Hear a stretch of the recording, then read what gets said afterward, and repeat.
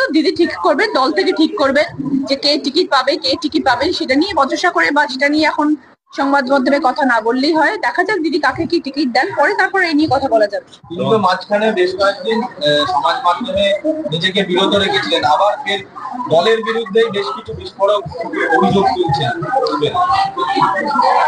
এটা নিয়ে আমার এখন এই মুহূর্তে কিছু বলার নেই। মনোরঞ্জনের ব্যাপারে আমি এই মুহূর্তে কোনো বক্তব্য করতে চাই না। আগে দেখা যাক উনি টিকিট পান। বিধানসভায় বেশ আমাদের আলোচনা করা বা সেটা নিয়ে ইন্সপেকশন না করে সেটা নিয়ে আমরা যেগুলো আমাদের পজিটিভ থিং, যেগুলো নিয়ে আমরা ভালো কাজ করছি, আমরা সেগুলো নিয়ে এগিয়ে যাই, আমরা সেগুলো নিয়ে ভাবি। দিদির প্রকল্পগুলো নিয়ে আমরা আলোচনা করবো। দিদি মানুষের জন্য কি করছেন, পশ্চিমবাংলার মানুষের জন্য কি কি করেছেন, কি করছেন, আগামী দিনে কি করতে চলেছেন, আমরা সেগুলো নিয়ে আলোচনা করবো।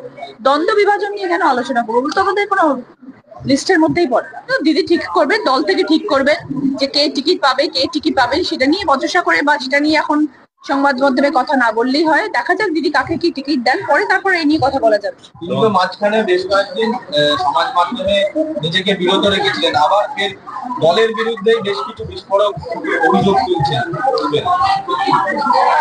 এটা নিয়ে আমার এখন এই মুহূর্তে কিছু বলার নেই। মনোরঞ্জনের ব্যাপারে আমি এই মুহূর্তে কোনো বক্তব্য করতে চাই না। আগে দেখা যাক উনি টিকিট পান।